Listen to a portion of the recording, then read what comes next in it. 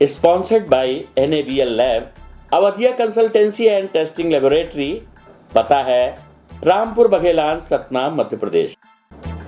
नमस्कार, मैं हूं संतोष। सिटी न्यूज वैन रीवा की सांध्यकालीन समाचार सेवा में आपका स्वागत है। प्रस्तुत हैं आज के मुख्य समाचार। खतरे में नौनिहाल 7 सीटर स्कूल वैन में ढोए जा रहे 16 बच्चे। शाम ढलते ही मैखाने में तब्दील हो जाती है रसिया मोहल्ले की सड़क। नगर निगम एवं यातायात पुलिस ने की कार्यवाही। एटीएम बूथ बना चर्चा का विषय, गाय ने बूथ को बनाया तबेला। खबरें अब विस्तार से। Sponsored by NABL lab, Awadhiya consultancy and testing laboratory, पता है रामपुर बघेलान, सतना, मध्य प्रदेश। खतरे में नौनिहालों की जान। मोटी कमाई में लगे प्राइवेट स्कूल संचालक। भोपाल कांड के बाद भी नहीं चेता प्रशासन। दिखावे के लिए जिले भर में हो रही है कार्यवाही। सरकारी विद्यालयों के खस्ताहाल और प्राइवेट विद्यालयों की मनमानी के चलते प्रत्येक दिन हजारों नौनिहालों की जान से खेलने का सिलसिला रीवा में बदस्तूर जारी है। आपको बता दें कि एक सप्ताह पूर्व मार्तन ग्राउंड में जिले भर के प्राइवेट विद्यालयों में लगे वाहनों पर कार्यवाही की गई थी। प्रशासन द्वारा की गई कार्यवाही के बाद भी उसके नाक के नीचे ही प्राइवेट स्कूल संचालक उसका माहौल उड़ा रहे हैं।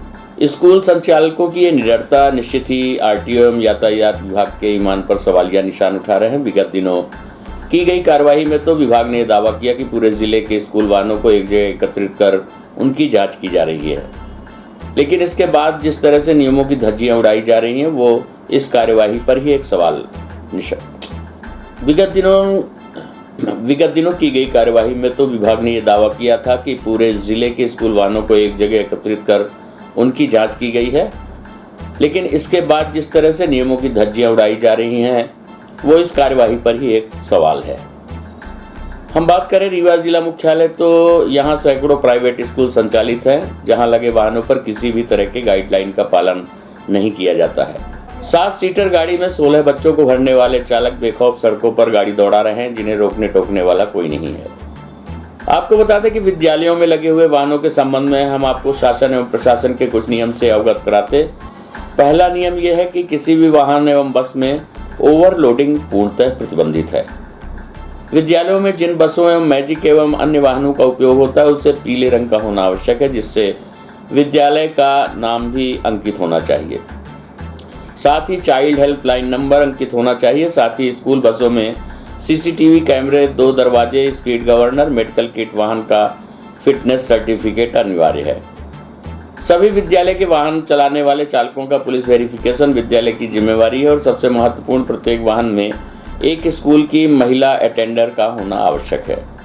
लेकिन देखा यह जा रहा है कि वाहनों में जा रहे बच्चों के संबंध में स्कूल प्रशासन ही अपनी अनभिज्ञता जता रहा है। कौन वाहन चालक इस बच्चे को लेकर जा रहा है, इस बात का भी पता पूछे जाने पर स्कूल प्रशासन मौन हो जाता है। लेकिन कोई भी दुर्घटना होने से पहले इस संबंध में प्रशासन, स्थानीय प्रशासन को यह जानकारी लेना आवश्यक है। रीवा शहरी क्षेत्र के एक विद्यालय में ही देखा गया कि स्कूल में घूसों की तरह नौनिहालों को भरा जा रहा है। गाइडलाइन की सरेआम धज्जियां उड़ाई जा रही है। इसके बावजूद स्कूल प्रशासन कुछ भी बोलने को तैयार नहीं। ये उनकी निडरता का प्रतीक है। आइए सुनते हैं स्कूल वैन के चालकों सहित DSP यातायात मनोज शर्मा से प्राप्त जानकारी के अंश। गुड्डू कुमार। ये गाड़ी कहाँ स्कूल में लगी हुई है? हाँ। स्कूल को जानकारी है कि आप गाड़ी यहाँ बच्चों को लेके जाते हो? हाँ बिल्कुल जानकारी है। कितने बच्चे हैं इसमें? इसमें 13 बच्चे हैं। कितने बच्चों की स्ट्रेंथ है इसमें? कितने लोगों को बैठाना चाहिए? कोई नियम है इसका बताया गया है क्या? इसका कोई नियम नहीं बताया गया हम लोग, इसकी कोई जानकारी नहीं है। जितने मिल जाए उतने बैठा लो? नहीं, ऐसा नहीं है। ऐसा तो है नहीं कि आदमी कहीं भी बैठा सकते हैं, जितनी सीट होगी उतनी बैठाएंगे। ऐसा 13 बच्चे जो ओवरलोडिंग कर रखी है, क्या इसके लिए नियम पता है आपको? कितना बच्चों को? अब बच्चों की डिस्टेंस, अब देखिए बच्चे कैसे हम कह सकते हैं, हमें तो जानकारी नहीं कि बच्चे की उम्र के हिसाब से दिए जाते हैं। स्कूल में लगी है तो स्कूल में इसमें स्कूल वैन लिखवाना चाहिए आपको। ऐसा कुछ है कि ये स्कूल के लिए ही चल रही है? नहीं, ये ओनली स्कूल के लिए चलती है। इसमें आपके कहीं पे भी स्कूल वैन या पीले रंग से पुती भी नहीं है? क्या नाम है आपका? Guddu Kumar. School van school में लगी हुई है? हाँ स्कूल से है। इसमें स्कूल तो कहीं नहीं लिखा है। नहीं तो आप खुद की है, स्कूल से अटैच में सर। जी। कितने बच्चे आप बैठे हैं? कितने बच्चे? 16 बच्चे। 16 बच्चे। स्ट्रेंथ कितनी है आपकी गाड़ी में? यानी 7 पास है सर। 7 पास है। 16 बच्चे बैठाए हुए हैं।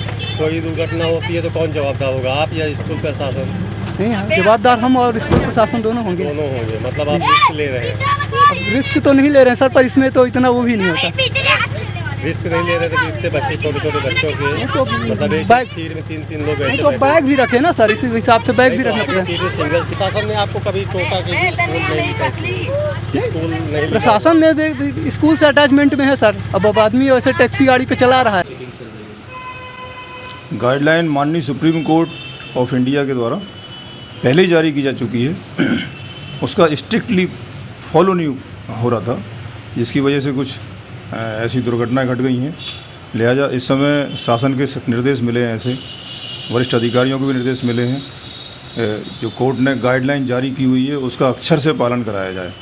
उसी के पालन में हम लोग स्कूल वैन हैं, स्कूल बसेज हैं, स्कूल में लगी हुई जितनी भी गाड़ियाँ, उन सभी गाड़ियों की सघन चेकिंग कर रहे हैं। इसमें आरटीओ भी शामिल हैं, जितनी भी एजेंसीज हैं वो सभी एजेंसीज में इन्वॉल्व हैं।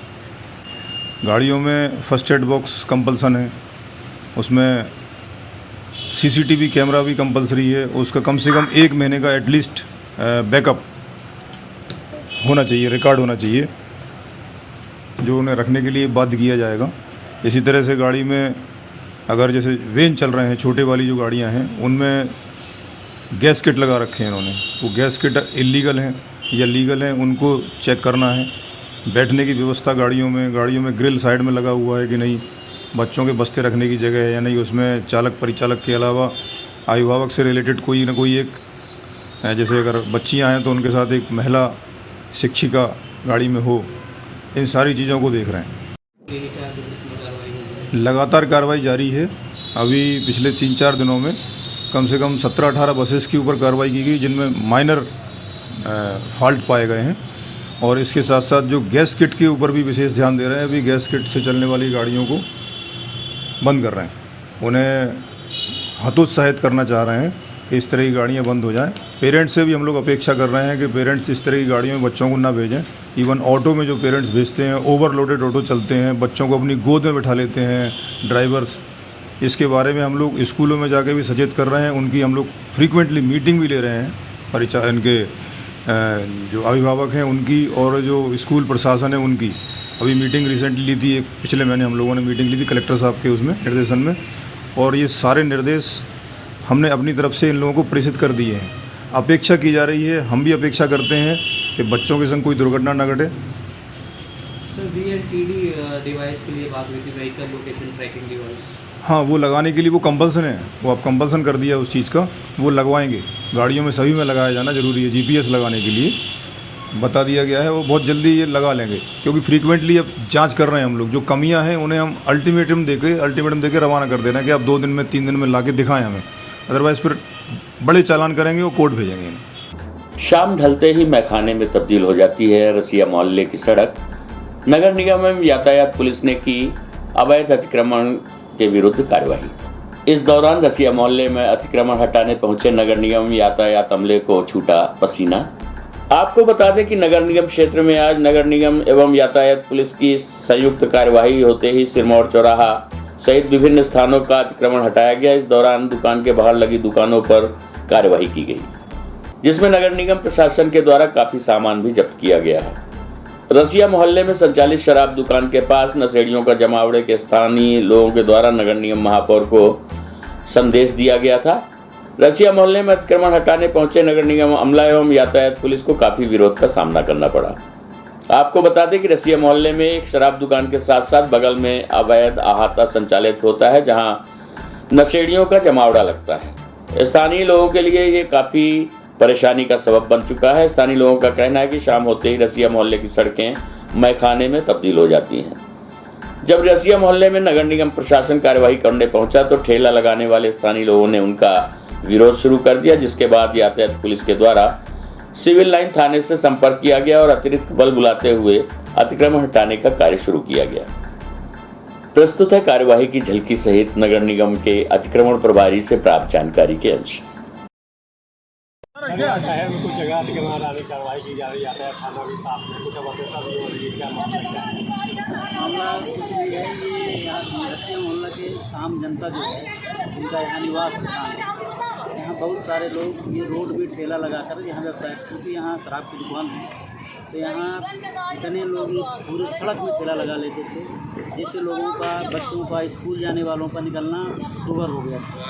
सभी लोगों की, पूरे मोहल्ले की शिकायत थी, जिसको संज्ञान में लेकर हम लोगों ने यातायात हमारे विश्वास साहब हैं, इनके साथ सहयोग हम लोगों ने इनको हटाने का प्रयास किया और हटाया भी यहाँ से। यहाँ के जो निवासी हैं ये लोग अभद्रता कर रहे थे और कहते कि हम कहाँ जाएँ, कहाँ व्यवसाय करें। इनको बताया, समझाइश दी हुई है, एक किनारे जहाँ जगह हो वहाँ आप दुकान लगाओ अपनी, बीच रास्ते में न कवर करो। ये महिलाएं हैं बहुत सारी और बहुत सारे ये यहाँ के लोग। पुलिस प्रशासन थाने से जानकारी दी कि यहाँ जो अहाता चल रहा है वो भी अवैध है। ये रोड में गाड़ियाँ खड़ी होती हैं, अंदर लोग शराब पीते हैं। अभी हमको जानकारी दी कि यहाँ एक अहाता है, जिसके बारे में पता लगाएंगे कि कैसा है, वो अनुमति है कि नहीं है, बगैर अनुमति चल रहा है। अगर अनुमति नहीं होगी तो प्रशासन के साथ से इसको हटाने की कार्रवाई की जाए। ठेलों में शराबखोरी होती है जिसकी वजह से दिक्कत जाती है। हाँ, इसी वजह से क्या है कि ठेलों में, बाकी यहाँ अंदर का कोई ऐसा बोलती कि राष्ट्रीय गुटखा बेचते हैं, पर यहाँ कम से कम कुंटलों गिलासें और ये बीच सड़क में ही बड़े मिले हैं। आप भी देख सकते हैं चारों तरफ गिलास और अभियान चल रहा है, उसके बाद भी पूरा लगातार निकल रहा है। और अब इनको लगता है कि हमारी रोजी रोटी छीनी जा रही, पर ऐसा कुछ नहीं है। ये सड़क खाली कर दें, लोगों का आवागमन सामान्य रूप से चलता रहे। इनके व्यवसाय करने से हमें कोई परेशानी नहीं, अपना व्यवसाय करें। पर इन लोगों से हमने रिक्वेस्ट भी किया कि भाई आप ऐसा व्यवस्था बनाओ कि रास्ता खुला रहे, आप लोगों को भी दिक्कत न हो और जनता को भी परेशानी हो। शुभ नाम आपका? सुखेन चतुर्वेदी। एटीएम बना चर्चा का विषय।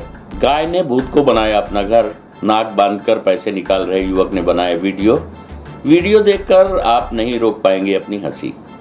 हादसा हो या मारपीट के वायरल वीडियो की खबरें हों जिन्हें देखकर लोग परेशान और हैरान हो जाते हैं, ऐसा ही एक वीडियो बड़ी तेजी के साथ आज सोशल मीडिया में जमकर वायरल हो रहा है। लेकिन ये वायरल वीडियो हैरान करने वाला नहीं है, आपको गुदगुदाने वाला है। वायरल वीडियो देखकर आप खुद की हंसी नहीं रोक पाएंगे। नई गढ़ी थाना क्षेत्र में स्थित एक एटीएम में पैसे निकालने गए चाचा का भतीजे ने पैसे निकालते हुए एक वीडियो अपने मोबाइल में रिकॉर्ड कर लिया, जो कि अब सोशल मीडिया में जमकर वायरल हो रहा है। लोग इस वीडियो को देखकर खुद की हंसी नहीं रोक पा रहे हैं। दरअसल चाचा और भतीजा पैसा निकालने एटीएम बूथ पहुंचे, लेकिन पहले से ही वहां एक गाय मौजूद थी। गाय ने पूरे एटीएम बूथ के अंदर गोबर कर रखा था, जिसके कारण नाक में टी-शर्ट लगाकर चाचा पैसे निकालने का प्रयास कर रहा था। इस दौरान भतीजा खुद की हंसी नहीं रोक पाया और मोबाइल में गुदगुदाने वाला घटनाक्रम कैद कर लिया गया। आइए देखते हैं वायरल वीडियो।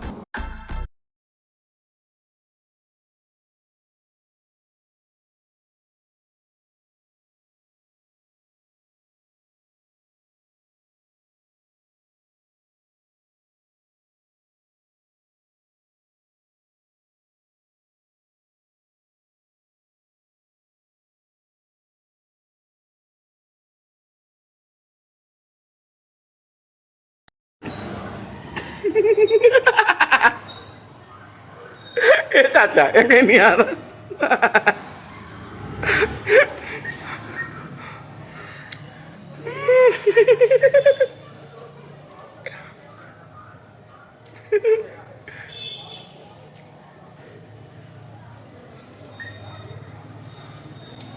ये है एटीएम जहां को लोग चाचा कैश निकाल रहे।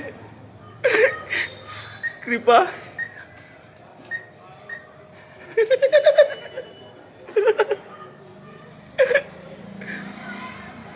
लंबी तस्वीर। सुपर स्पेशलिटी अस्पताल में न्यूरोलॉजिस्ट की कमी बरकरार। सोनोग्राफी मशीन चलाने एसजीएमएस से आते हैं डॉक्टर। न्यूरोलॉजी विभाग की मशीन को ऑपरेट कर रहे हैं मेडिसिन के डॉक्टर। आपको बता दें कि विंध्य क्षेत्र के मरीजों को बेहतर इलाज मिल सके, इसके लिए रीवा में बनाए गए सुपर स्पेशलिटी अस्पताल में संचालन के बाद से ही लगातार डॉक्टरों की कमी को दूर करने के प्रयास किए जा रहे हैं, मगर अब भी अस्पताल में न्यूरोलॉजी विभाग में विशेषज्ञ डॉक्टर की कमी बनी हुई है, जिसके कारण मरीजों को भी काफ़ी परेशानी होती है। साथ ही इलाज कराने के लिए उन्हें बाहर शहरों में जाना पड़ रहा है। इसके साथ ही अस्पताल में सोनोग्राफी मशीन चलाने वाले डॉक्टर पदस्थ नहीं हैं, जिसके लिए संजय गांधी अस्पताल से डॉक्टर बुलाए जाते हैं। वहीं न्यूरोलॉजी विभाग की मशीनों को मेडिसिन विभाग के डॉक्टर ऑपरेट कर रहे हैं। इसके अलावा सुपर स्पेशलिटी अस्पताल के रेडियोलॉजी विभाग में भी डॉक्टरों की कमी बरकरार है, जिसके चलते अस्पताल प्रशासन डॉक्टरों की खोज में जुटा हुआ है। बताया जा रहा है कि जब से अस्पताल की शुरुआत हुई है तब से ही सुपर स्पेशलिटी अस्पताल में इन विभागों में डॉक्टरों की नियुक्ति नहीं हुई है।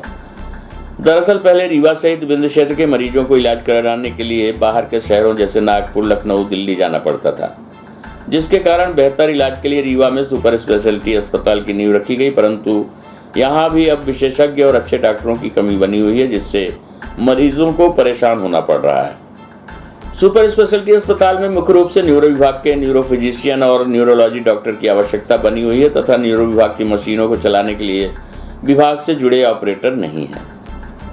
प्रस्तुत है इस संबंध में सुपर स्पेशलिटी अस्पताल के अधीक्षक डॉक्टर अक्षय श्रीवास्तव से प्राप्त जानकारी के अंश।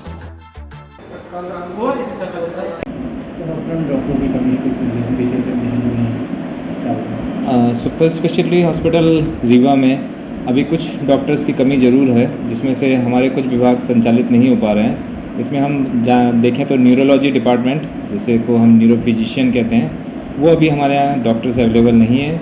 कोई भी न्यूरोलॉजिस्ट अभी हमारे पास ज्वाइन नहीं किया है, जिसके लिए हम लोग प्रयासरत हैं। हर महीने हम लोग इंटरव्यू के लिए कॉल करते हैं और जो लोग भी अगर कोई भी इंटरेस्टेड हैं तो उनको हम सेलेक्ट करके उसको पदस्थापना करते हैं। न्यूरोलॉजी ना आने की वजह से न्यूरोलॉजी डिपार्टमेंट हमारे यहाँ काम नहीं कर पा रहा है और जिसकी वजह से थोड़ा सा डॉक्टर्स की कमी है। इसके अलावा जो हमारे न्यूनेटोलॉजी डिपार्टमेंट है, बच्चों वाला डिपार्टमेंट है, उसके भी डॉक्टर्स की कमी है, वो भी किसी ने ज्वाइन नहीं किया है। परंतु हम थोड़ा बहुत उसको मेडिकल कॉलेज से संबद्ध होकर संचालित कर रहे हैं। अभी तक डॉक्टर्स वहाँ से आके इसको संचालित कर रहे हैं। साथ ही न्यूरोलॉजी में भी हमने कोशिश की है कि मेडिसिन डिपार्टमेंट से जो भी हमारे न्यूरोलॉजी के इंस्ट्रूमेंट्स हैं, जैसे EEG मशीन, NCV मशीन, वो हमारे वहाँ के डॉक्टर्स आके उसको संचालित करते हैं और हमारे यहाँ के जो ट्रेंड स्टाफ को हमने ट्रेनिंग देकर वो प्रोसीजर हम फॉलो कर रहे हैं और वो भी टेस्ट हम संचालित कर रहे हैं। इसके अलावा हमारे पास जो रेडियोलॉजी डिपार्टमेंट है उसमें रेडियोलॉजिस्ट की पोस्ट खाली है। उसके लिए भी संजय गांधी अस्पताल से जो वहाँ पे पदस्थ रेडियोलॉजिस्ट हैं वो आके यहाँ की जो मशीन सोनोग्राफी मशीनें हैं उसको संचालित करते हैं और समय आप 2 घंटे 3 घंटे तक सोनोग्राफी प्रतिदिन की जाती है। साथ ही CT स्कैन, जो हमारे यहाँ CT स्कैन मशीन लगी है, उसमें रिपोर्टिंग की समस्या को दूर करने के लिए हमने ऑनलाइन रिपोर्टिंग स्टार्ट की है, पहली बार गवर्नमेंट इंस्टीट्यूशन में भी। तो जितने भी केसेस दिन भर में 24 घंटे हमारी CT स्कैन संचालित है और जितने भी पेशेंट्स आते हैं उनकी रिपोर्टिंग ऑनलाइन के माध्यम से रिपोर्टिंग की जाती है। इसके अलावा एक्सरे वगैरह सभी हमारा रेडियोलॉजी डिपार्टमेंट का संचालित है। तो जो काफ़ी लंबे समय से खाली है, क्या वजह है सर, नहीं हो पा रहा है? हमारे यहाँ जो पोस्ट खाली हैं, जैसे न्यूरोलॉजी डिपार्टमेंट है, तो उसके डॉक्टर्स चूँकि सीटें हैं, जो DM की सीटें रहती हैं वो बहुत कम रहती हैं, इसलिए यहाँ पे जो भी लोग हैं वो लोग जो रीवा के हैं वही लोग यहाँ पे ज्वाइन करेंगे। बाकी जो डॉक्टर्स रहते हैं वो ज़्यादातर मेट्रो सिटीज़ में इन्वॉल्व हो जाते हैं और वहाँ ही काम करते हैं। बट अच्छी बात यह है कि हमारे यहाँ जो संजय गांधी में कुछ डॉक्टर्स हैं जो न्यूरोलॉजी में DM कर रहे हैं और वो अगले 1 साल में वो यहाँ आ जाएंगे और उनके उपलब्धता से हम लोग न्यूरोलॉजी डिपार्टमेंट स्टार्ट कर पाएंगे। अस्पताल में कैसी मशीनें जो दिक्कत हो रही है डॉक्टर में, इसकी वजह से? अभी तो वैसे कोशिश ये है सुचारू रूप से संचालित हों। जैसा कि न्यूरोलॉजी विभाग में हमने कहा कि NCV और EEG मशीन है, ये चूँकि सप्ताह में 3 दिन वहाँ से डॉक्टर्स आ पाते हैं, तो महीने में सप्ताह में 3 दिन वो मशीन संचालित होती है, तो डेली संचालित नहीं हो पाती है। इसके अलावा रेडियोलॉजी और उसमें तो सभी मशीनें संचालित हो रही हैं। न्यूनेटोलॉजी में कुछ इंस्ट्रूमेंट्स रखे हैं जो संचालित नहीं हो पाते हैं, बट वो भी हम लोग कोशिश करेंगे कि उसको भी यूज़ करें। महिलाओं की मारपीट का वीडियो हुआ वायरल। अस्पताल में पर्ची कटाने भिड़ी महिलाएं, जमकर चले लात और घूंसे। अस्पताल की अव्यवस्था बनी मारपीट का कारण। आए दिन पर्ची कटाने पर होता है विवाद। आपको बता दें कि रीवा में महिलाओं के बीच हुई मारपीट का एक वीडियो सोशल मीडिया में जमकर वायरल हो रहा है। दावा किया जा रहा है कि ये वीडियो संजय गांधी अस्पताल का है, जहां आपातकाल गेट पर पर्ची कटाने के दौरान विवाद में महिलाओं के बीच जमकर मारपीट हुई। बताया जा रहा है कि महिलाओं के बीच ये विवाद धक्का मुक्की से शुरू हुआ, जो देखते ही देखते मारपीट में तब्दील हो गया। पर्ची काउंटर के सामने तकरीबन आधे घंटे तक ये हंगामा चलता रहा। इस बीच महिला सुरक्षा गार्ड की मदद से विवाद को शांत कराया गया है, बता दें कि इस तरह का विवाद अस्पताल में आए दिन देखने को मिलता है और अव्यवस्था का सबसे बड़ा कारण कोई और नहीं बल्कि खुद अस्पताल प्रबंधन है। चूंकि संभाग भर से आने वाले मरीजों के लिए आपातकाल में पर्ची कटाने के लिए सिर्फ 2 काउंटर ही हैं, जिसमें ओपीडी व भर्ती पर्ची के साथ साथ अस्पताल में होने वाली जांचों की रसीदें और रिपोर्ट भी दी जाती हैं। दरअसल सोशल मीडिया में वायरल हुआ ये वीडियो बुधवार का है, जहां अस्पताल में मरीजों और अटेंडरों की उमड़ी भीड़ पर्ची कटाने की मशक्कत कर रही थी। वहीं पर्ची काउंटर की लाइन में लगी महिलाओं के बीच हुई धक्का मुक्की मारपीट में तब्दील हो गई और देखते ही देखते महिलाओं के बीच जमकर मारपीट हुई, जिसके दौरान दोनों ने एक दूसरे पर जमकर लात और घूंसे चलाए। अस्पताल में हुई इस घटना के दौरान मौजूद किसी महिला ने विवाद का वीडियो बना लिया, जो अब सोशल मीडिया में तेजी के साथ वायरल हो रहा है। आइए देखते हैं वायरल वीडियो की एक झलक।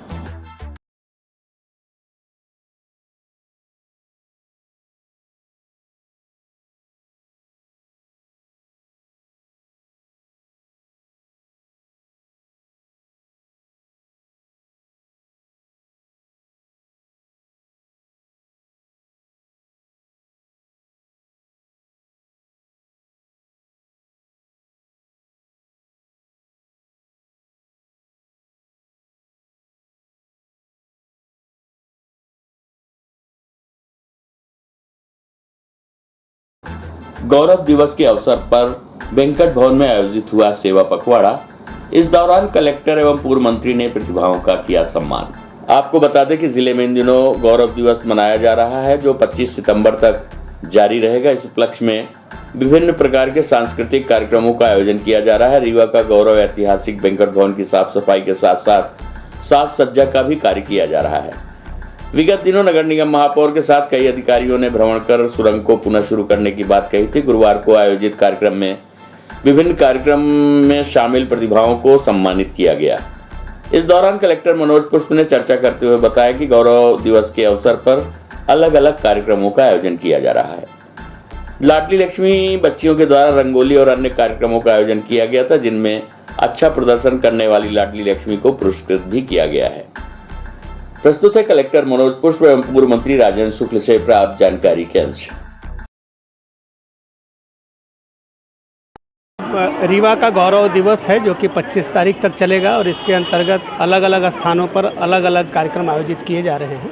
इसमें आज यहाँ पे लाडली लक्ष्मी बच्चियों का रंगोली और पेंटिंग का कंपटीशन किया गया है और अभी उनको पुरस्कार प्रदान किए गए हैं। इसके अलावा ऐसी लाडली लक्ष्मियाँ जिन्होंने कि अलग अलग चीज़ों में प्रदर्शन अच्छा किया है, चाहे वो पढ़ाई हो या स्पोर्ट्स हो, कल्चर हो, उनको भी यहाँ पुरस्कृत किया गया। ऐतिहासिक भवन वेंकट भवन यहाँ काफ़ी रखा गया है और निश्चित रूप से आप सभी को पता है ये ऐतिहासिक भवन है और इसके साज सज्जा और साफ़ सफाई का भी हम लोग एक अभियान चला रहे हैं अभी इस गौरव दिवस के अंतर्गत, और बच्चों को इसके इतिहास के बारे में, इसकी खूबसूरती के बारे में रूबरू कराने का ये एक तरीका है। और हम लोग फ्यूचर में भी स्कूल्स के टीमों को यहाँ वेंकट भवन का और इसके अलावा और भी जो रीवा में इस तरह के भवन हैं जो ऐतिहासिक महत्व के हैं, उनसे बच्चों को रूबरू कराएंगे। 25 सितंबर को नगर गौरव दिवस मनाने का जो हमारा ये सप्ताह चल रहा है, उसी श्रृंखला में आज लाडली लक्ष्मियों को और जो प्रतिभाशाली हमारी बच्चियां हैं और लाडली लक्ष्मियों को सम्मानित करने का ये कार्यक्रम यहाँ पर आयोजित हुआ। रंगोली और पेंटिंग के कंपटीशन आयोजित किए गए। इसके पहले जो बच्चियों के कंपटीशन हुए उनके पुरस्कार वितरण का कार्यक्रम, और बच्चों में इस बात की भावना को डालना कि पिछले 15 सालों में रीवा जो विकसित हुआ है उसमें बाण सागर की योजना का जो योगदान है वो 25 सितंबर को ही शुरुआत हुई है और इससे रीवा तेज़ी के साथ तरक्की की दिशा में आगे बढ़ा है। तो इस सारे स्वरूप को लेके आयोजित इस कार्यक्रम में अभी हम लोगों ने हिस्सा लिया है। बच्चा चोरी के संदेह में मानसिक रोगी की पिटाई, अमैया पुलिस की सक्रियता से सच्चाई आई सामने। जिले में इन दिनों बच्चा चोर गिरोह को लेकर दहशत का माहौल व्याप्त है। आपको बता दें कि बीती रात ऐसा ही एक मामला अमैया थाना क्षेत्र में नरेंद्र नगर में देखने को मिला, जहां एक युवक के द्वारा बच्चे को बार बार बुलाने की जानकारी मिलते ही स्थानीय लोगों ने युवक की जमकर पिटाई कर दी। स्थानीय लोगों ने बताया कि बीते 2 दिन से उस युवक द्वारा एक बच्चे को बार बार बुलाया जा रहा है। बताया जा रहा है कि 2 दिन पूर्व भी इस बात की सूचना अमैया पुलिस को दी गई थी। जिसमें पुलिस ने युवक को गिरफ्तार भी किया था, लेकिन जब सच्चाई सामने आई तो पता चला कि युवक मानसिक रोगी है, अस्पताल से इलाज के दौरान भाग आया है। ये जानकारी मिलने के बाद पुलिस ने युवक को छोड़ दिया, लेकिन युवक फिर उस कॉलोनी में पहुंचा और उसी बच्चे को संपर्क करने लगा, जिसके बाद स्थानीय लोगों ने युवक की जमकर पिटाई कर दी। सूचना मिलने के बाद एक बार फिर अमैया थाना पुलिस मौके पर पहुंची, जहां से युवक के परिजनों से भी संपर्क किया गया। आपको बता दें कि बीते कुछ समय से रीवा जिले में बच्चा चोर गिरोह को लेकर लोगों में दहशत का माहौल व्याप्त है। हालांकि अभी तक इसे मात्र अफवाह समझा जा रहा था। सप्ताह पूर्व विश्वविद्यालय थाना क्षेत्र के अजगराहा गांव में हुई घटना से लोगों को विश्वास दिला दिया कि बच्चा चोर गिरोह वास्तव में है। हालांकि नरेंद्र नगर की घटना में बताया जा रहा है कि जिस युवक के ऊपर आरोप है वो मानसिक रोगी है और उसका इलाज चल रहा है। घटना के बाद आरोपी युवक के परिजनों को बुलाकर उन्हें समझाइश दी गई, जिसके बाद युवक को उसके गांव ले जाया गया। प्रस्तुत है एक झलक। और ये ऐसा कर रहा है और कल आपको ये ऊपर विवेचना करनी चाहिए थी, ये विवेचना करनी चाहिए थी। विवेचना किए बिना उसको छोड़ दिया गया। आज की उसने ट्रैक करने की कोशिश की, ये तो ब्लंडर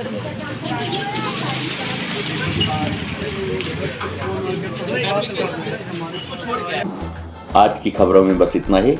कल हम फिर मिलेंगे कुछ नई खबरों के साथ। तब तक के लिए हमें इजाजत दीजिए। नमस्कार। Sponsored by NABL lab, Awadhiya consultancy and testing laboratory. पता है रामपुर बघेलान, सतना, मध्य प्रदेश।